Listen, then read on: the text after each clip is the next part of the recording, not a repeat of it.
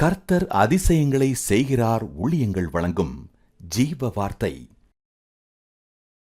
இந்த நாளிலும் கர்த்தருடைய ஊழியக்காரன் அனைவரையும் வாழ்த்துகிறேன்.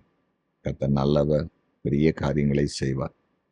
பிறந்த நாளை காண்கிற அனைவரையும் இயேசுவின் நாமத்தில் வாழ்த்துகிறேன். திருமண நாளை காண்கிற அனைவரையும், குறிப்பாக அனைத்து குடும்பங்களையும் வாழ்த்துகிறேன்.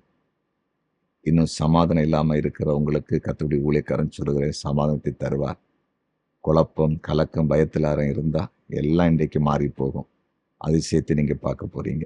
யாராவது மறிக்கணும் அப்படின்னு இருந்தீங்கன்னா மறிக்க மாட்டீங்க. ஏன் வாழணும்னு நீங்கள் நினச்சிட்டீங்கன்னா இனி வாழணும் அப்படின்னு ஒரு எண்ணத்தை கர்த்தர் உருவாக்க போகிறார். இந்த ஜீவார்த்தைக்கான வசனத்தை வாசிக்க கேட்போமா? 1 நாளாகவும் 14 அதிகாரம் 2வது வசனம்.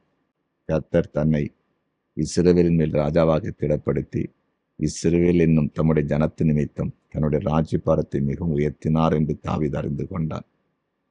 இந்த ஜீவார்த்தின் தலைப்பு மிகவும் உயர்த்துவார். தாவீதை ஆண்டவர் மிகவும் உயர்த்தினார் என்று அவன் அறிந்து கொண்டான். பாருங்க, மிகவும் உயர்த்தினார். எங்கிருந்து எங்க உயர்த்தினார்? ஆடு மேய்த்திட்டு இருந்த மனுஷன், அந்த மனிதனை உயர்ந்த ராஜாவாக உயர்த்தினார். அதான் சொல்றான், என் ஆண்டவர் மிகவும் உயர்த்தினார். நம்முடைய ஆண்டவர் யார் தெரியுமா? ஒன்றும் இல்லாமல் இருக்கிறவங்கள, கீழே கிடக்கிறவங்கள மேலே தூக்கி கொண்டு வருகிறோம். குப்பையில் கிடக்கிறவங்கள கோபுரத்தின் மேலே உட்கார வைக்கிற தேவன். ஒன்றும் இல்லாமல் இருக்கிறவங்கள ராஜாக்களோடு உட்கார செய்கிறவர். யோசிப்பை பாருங்க, வீட்டு வேலை செய்த மனுஷனை அங்கே ஆண்டவர் எகிப்தின் அரண்மனையில் உட்கார வச்சுட்டாரு. பாருங்க, ராஜாவுக்கு அடுத்த ஸ்தானத்தில் வந்து உட்கார்றான். முழு தேசத்துக்கு அதிகாரியாக கர்த்தர் மாற்றிட்டார். தானியேல பாருங்க, எருசலேம் தேசத்திலிருந்து பாபிலோனுக்கு அடிமையாய் கொண்டு போகப்பட்டான். அங்கே எல்லா ஞானிகளுக்கும் தலைவனாக மாறிவிட்டான். தேசாதிபதிகளுக்கே அவன் அதிகாரியாய் மாறிவிட்டான். நம்முடைய ஆண்டவர் எல்லாவற்றையும் செய்ய வல்லமையுள்ள தேவன். பயப்படாதீங்க, உயர்த்துவார். சாதாரணமாக அல்ல, மிகவும் உயர்த்துவார். சாதாரண நிலையில் இருக்கிறீங்களா? சாதாரண ஒரு வேலை செய்கிறீங்களா? சின்ன ஒரு தொழில் பண்ணுறீங்களா? வியாபாரம் பண்ணுறீங்களா? உண்மையாக இருங்க. கர்த்தரை தேடுங்க, கர்த்தரை ஆராதிங்க, கர்த்தருக்காகவே வாழுங்க, ஜெபம் பண்ணுங்க.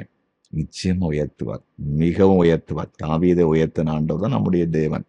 தாவீது அவ்வளவு அழகாய் சொல்றார், கர்த்தர் என்னை மிகவும் உயர்த்தினார் என்பது நான் அறிந்து கொண்டேன். தாவீது அறிந்து கொண்டாராம்.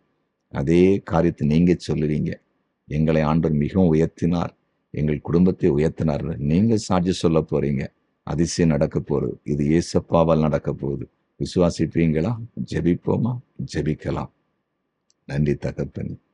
தாவீது சொல்லும் பொழுது கர்த்தர் என்னை மிகவும் உயர்த்தினார் என்பதை அறிந்து கொண்டேன்னு சொன்னதை போல, ஆண்டவரே, இன்றைக்கு உம்முடைய வார்த்தை கேட்டு அடியனோடு கொண்டு இருந்து ஜெபிக்கிற ஒவ்வொருவரையும் கண்ணோக்கி பார். என்னையும் ஆண்டவர் மிகவும் உயர்த்தினார், எங்கள் குடும்பத்தை கர்த்தர் மிகவும் உயர்த்தினார் என்று சொல்லி சாட்சி கொடுக்க ஒவ்வொருடைய வாழ்க்கையில் அதிசயம் இன்றைக்கு நடக்கட்டும், இன்றைக்கு நடக்கட்டும், இந்த நாளில் நடக்கட்டும் என்று ஜெபிக்கிறேன். நீர் அப்படி செய்கிறதற்காக நன்றி. வியாதிஸ்தருக்காக ஜெபிக்கிறேன். சகல நோய்களும் இயேசுவின் நாமத்தில் விலகட்டும்.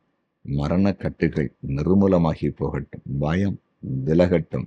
தற்கொலை எண்ணம் இயேசுவின் நாமத்தில் விலகட்டும். பிரிந்த குடும்பம் இணையட்டும் என்று ஜெபிக்கிறேன். குழந்தை இல்லாமல் கஷ்டப்படுகிற அனைவருக்கும் குழந்தை பாக்கியத்தை ஆண்டோர் கொடுப்பீரா? சொந்த வீட்டை ஆண்டோர் கொடுக்கும்படியாக ஜெபிக்கிறோம். ஆண்டவரே, பின்மாற்றம் அடைந்தவர்கள், பாவத்தின் அடிமைத்தனத்தில் இருக்கிறவர்களை கர்த்தர் விடுதலையாக்கி சாட்சியாய் வைக்கும்படியாக உடைய ஊழியக்காரன் ஜெபிக்கிறேன். ஜெபத்தை கேட்டீரதற்காக ஸ்தோத்திரம். இயேசுவின் நாமத்தில் பிதாவே, ஆமேன், ஆமேன்.